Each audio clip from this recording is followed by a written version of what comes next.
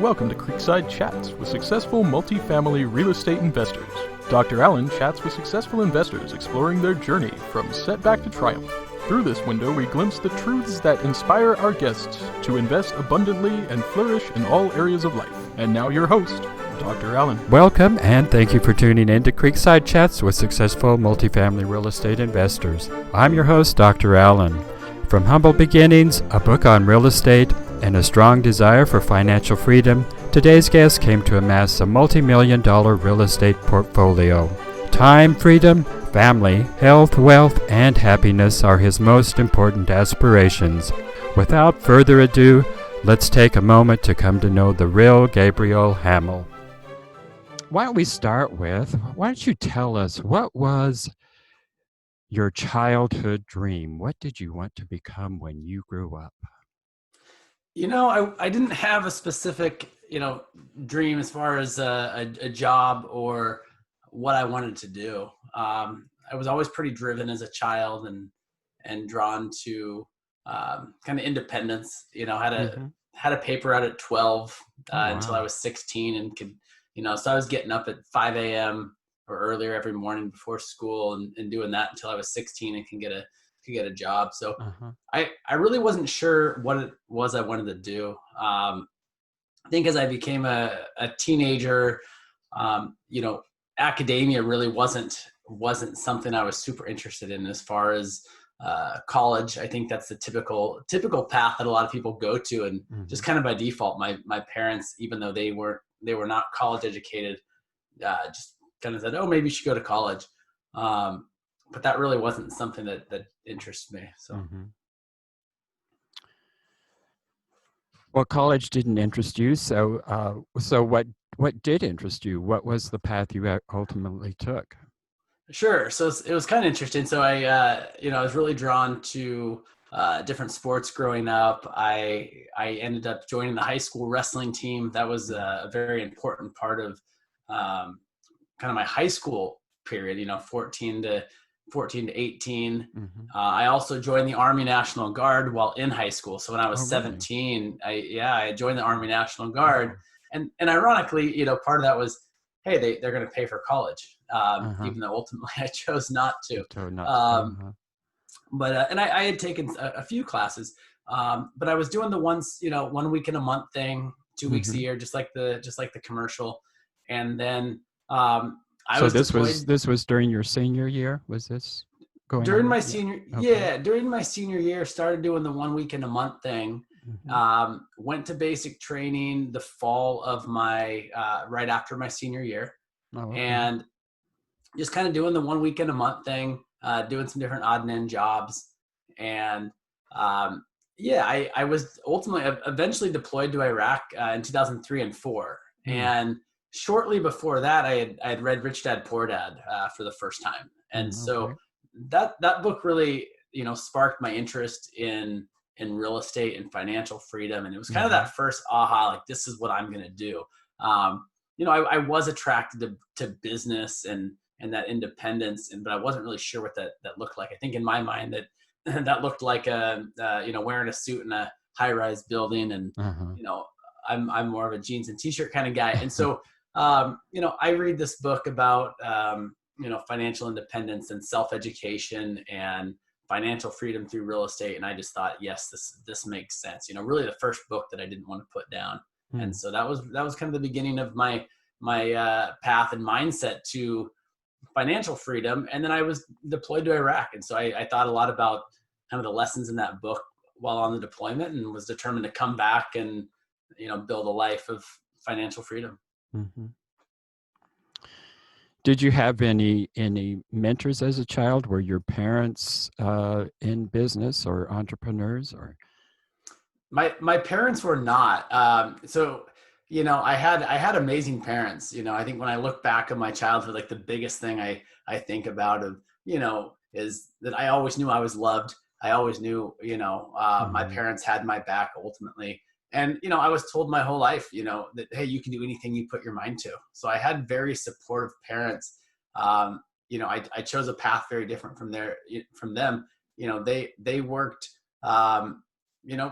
just kind of low paying jobs. They didn't have a college education. They were pretty risk adverse. You know, when I told them I was going to start investing in real estate, they said, "Hey, isn't that risky?" And I said, "Well, having a job my whole life that I don't enjoy, I think is risky." And so, yeah, it was interesting. But that being said, they were always very, very supportive of my decisions. They weren't the ones that pushed me to join the wrestling team. They definitely weren't the ones to push me to sign up for the Army National Guard. Yeah. And so, but I think ultimately they really encouraged me to find my own passions and really just had it in my head at a young age. My mom always would say, "You can do anything you put your mind to." And I just really just kind of believed that growing up. Yeah.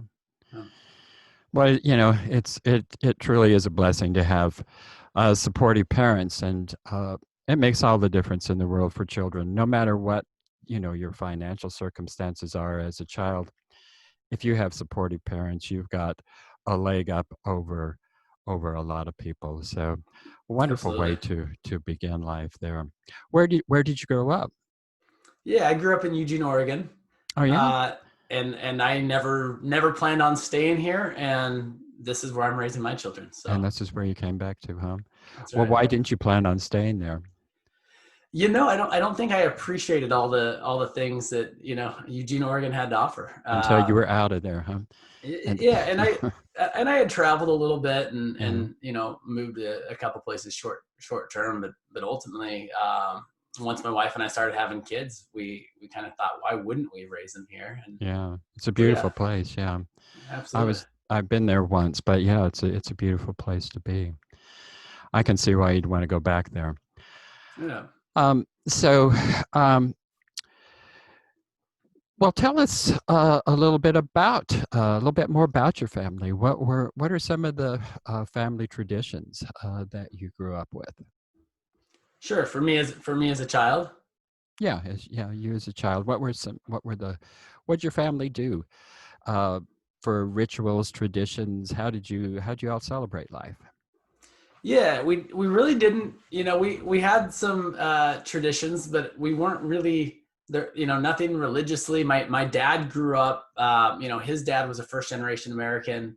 From Holland and of Jewish heritage. But when he came here, he was all about being American, and so I wasn't raised. I wasn't raised with really knowing anything about kind of that. Too much about those roots. I mean, it was more my mom who said, "Hey, here's, this is part of your roots. Let's, try to carry on some of these traditions." And so, kind of just grew up, trying a little bit of everything, there wasn't any specific, I would say, rituals that our family necessarily did or clung to. But my parents were very open and just trying different things and learning about different cultures and different religions. And they never, said, "Hey, this is the way it is." They just really allowed us to experience different things and research different things on our own and decide for ourselves. Cool. Yeah. So was your mother native born or? Yeah, so she was from Washington State. My dad was from California. They Southern California. They met in San Francisco, so kind of met in the middle. And then before moving to Eugene, they moved to Gold Beach, Oregon, a small coastal town, about 7 miles from town in the middle of nowhere. And so, I think Eugene was kind of that medium, not the big city and not out in the country either. So. Yeah. Do you have any siblings? I do. I have an older brother, 3 years older, and I have a sister that's 9 years younger. Okay. I'm a middle child too. Though good place to be. Yeah, I guess. I don't know. I have two sisters, so I was the kind of the odd man out in that respect anyway. Yeah. So if you think back over your life over the last 10 years, how are you different now than you were 10 years ago, psychologically, emotionally, spiritually? Sure. Yeah. I think life's not to be cliche, but life's a journey. And, looking back different aspects, early on in my, specifically in my real estate investing, I think I was very singularly focused early on with, the money aspect of it, the building the wealth, and so, now I've come to realize, and over the years, how important time is. And that's really my thing, just learning to value time. As I was building for my real estate portfolio, I eventually asked myself, well, why am I doing this? Why do I want this financial freedom? And it was really about, kind of going back to that childhood and wanting that independence, wanting that, I don't want people telling me what to do. I don't want to have a boss. I don't, want to work for someone else.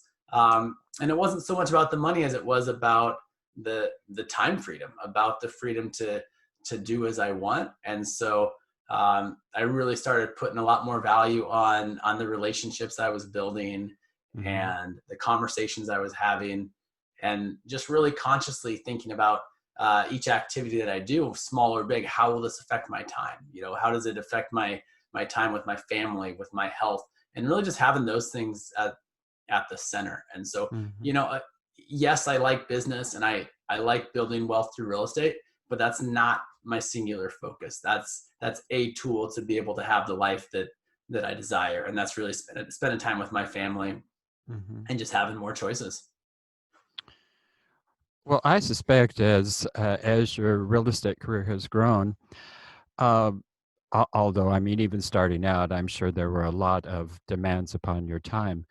But as your circle of influence grows, as your business grows, all of that grows, there has to be more demands upon your time. So how is it that time freedom is one of your big priorities? So how is it, do you maintain all of this? Because I mean, there's a lot of busyness in this. So how do you find that time freedom and still Sure. continue to develop your your wealth? I'm sorry.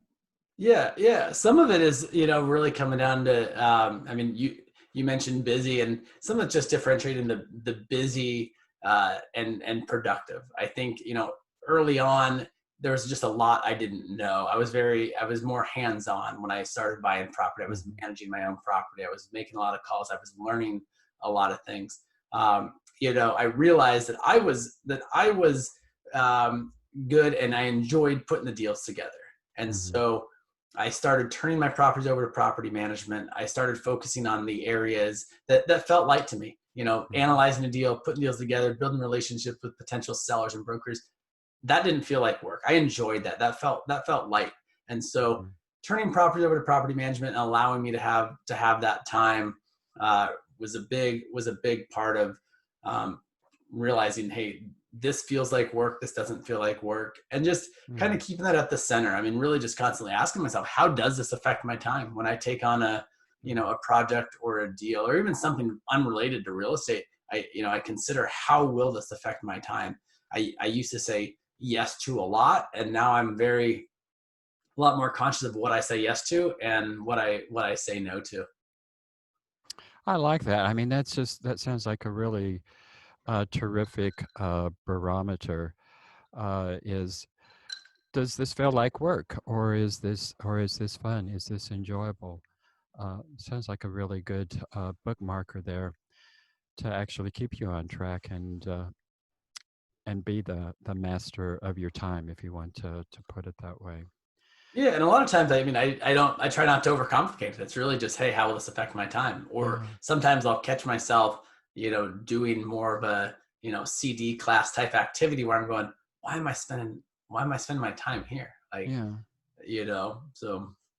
Well, I'm just thinking through my day and thinking of the to-do list that I have to do, and it's like, so much of it is just to do and just to get it out of the way. And it's like, gosh, I wish I had somebody else to do this. And then yet letting go of that and turning that over to somebody else. How do you manage that. I mean, there's always that issue. Well, I can do this so much better than anybody else can do it. Yeah. Yeah. I guess for one, specifically to the real estate, I knew a good property management company could do it better than me. I was handy to an extent, but not great, so for me in that particular aspect, I had built up, enough units where there were months that I didn't have to do a lot, and other months where I'm dealing with, tenants and turnover and, different calls. And so, early on I had 17 units. It was 10 o'clock at night. I'm trying to fix a toilet. I had already planned and knew I wanted to eventually turn things over to property management, but it was more when I realized how much time it was affecting. So 10 o'clock at night, I'm fixing a toilet, wasn't able to fix it, had to call a plumber anyway. I have young ones at home, and I'm thinking, why am I doing this? Like, why am I spending my time here? For one, I could be home and I could be putting more deals together if property management handles this. And so really just knowing, what are my strengths and what are. And so, for me, hiring third property management, good property management, they were going to do a better job than I would, and they would free up a lot of my time. And so the conversations that I have with the property manager, that doesn't feel like, heavy work. That's just a conversation, problem solving a lot of times. But then I'm able to then go and focus on, my strengths and my time. Mm-hmm. Well, wonderful. So can you tell us, I mean, it's nice to talk about successes, but can you tell us of a time in your life when there was a major setback, and how'd you deal with that setback? Yeah. Kind of not, kind of as I was building this real estate business, I kind of hinted to it, early on. I was very singularly focused on just the wealth building aspect of it. And so, early on, that was what was in my mind. I mean, that's what I thought about. It's what I talked about. So yeah, at one point it had a toll on my wife and I, to the point where our relationship got really toxic, and we had separated, and it really took a toll. Like, I mean, there wasn't this balance. There wasn't these other areas of my life. I mean, I was feeding this one part of my life, and that was just, the financial aspect of it. But I wasn't doing things, like meditating. I wasn't doing things, I really hadn't read any books on personal development. At one point I realized, like, gosh, of course the business aspect is doing well. That's where all my time and energy is going. I'd read all these books and different things on how to build wealth, but I had never read a book on relationships. I had never read a book on, how to improve my well-being. I never read a book on any kind of personal development.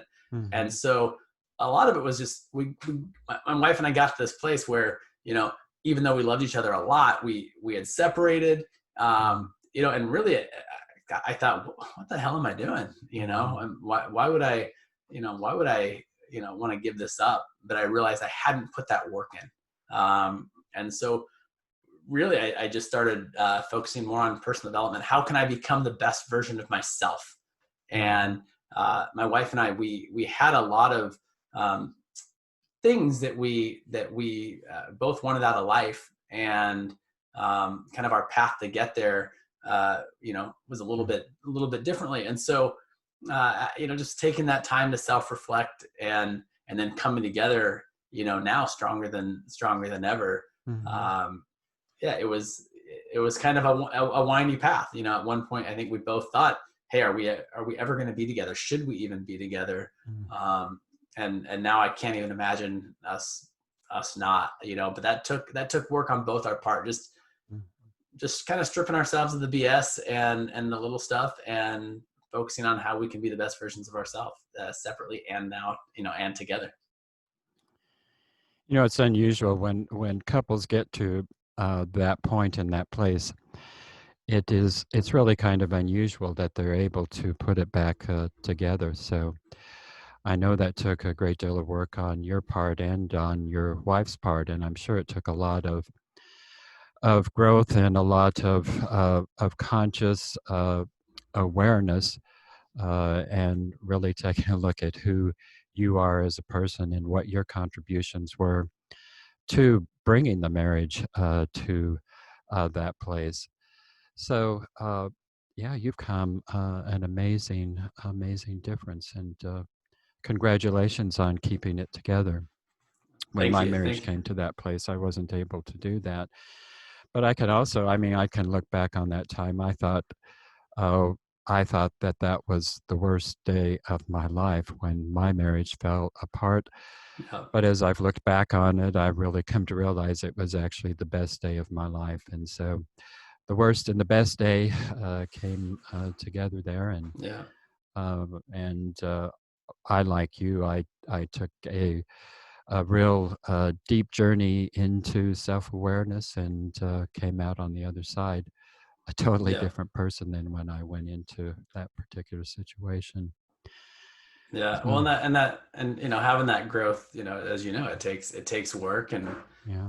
and commitment. And you know, the interesting thing with my wife and I, like, we could have stayed together back then, and it would have been okay. Like, we would have had to find an okay relationship, but Right. neither of us wanted just an okay relationship. We really Right. wanted to have a good relationship, you know, and I just wasn't. I hadn't put that work in, like, mentally. You know, you know, we'd go on dates, and in my mind, I'm thinking about the next real estate deal, and that's what I'm talking about.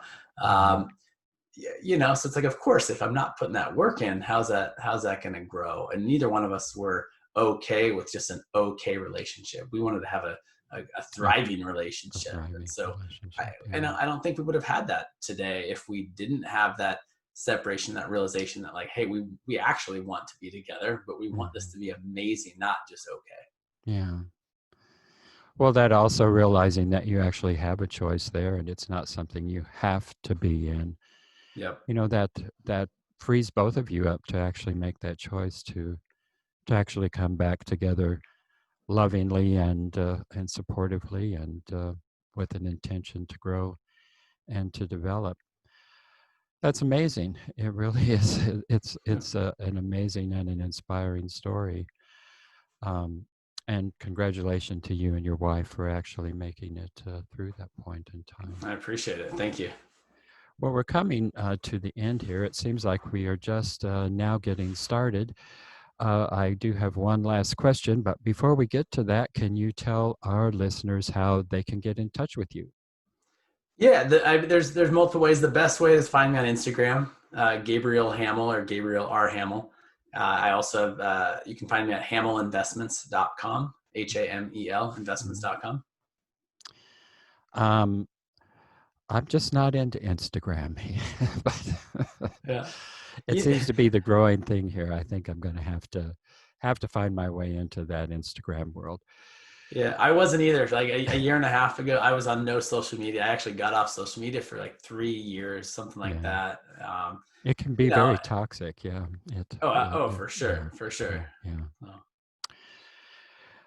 My last question is, when you come to the end of your life, what is it that you would like to have written on your tombstone as your epitaph? Oh, wow.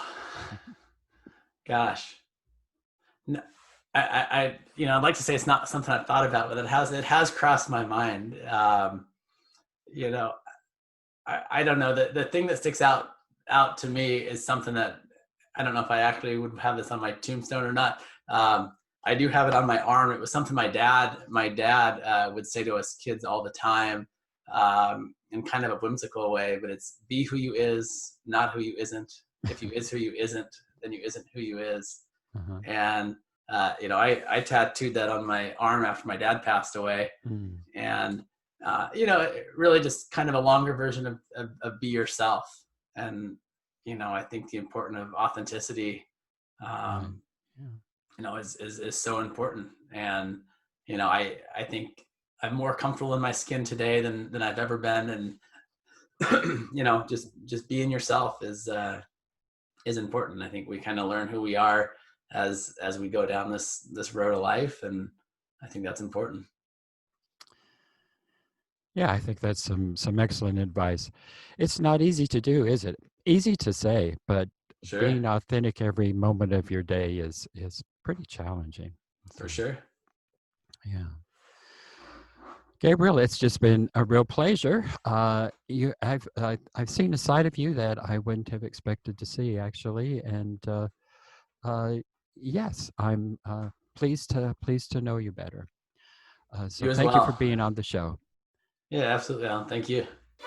Thank you for tuning in to Creekside Chats with Successful Multifamily Real Estate Investors, brought to you by Steed Talker Capital. Steed Talker Capital works with both new and established investors nationwide, creating opportunities to flourish in all areas of life. As part of our efforts to make the world a better place, Steed Talker Capital contributes to activities and organizations committed to better understand the equine.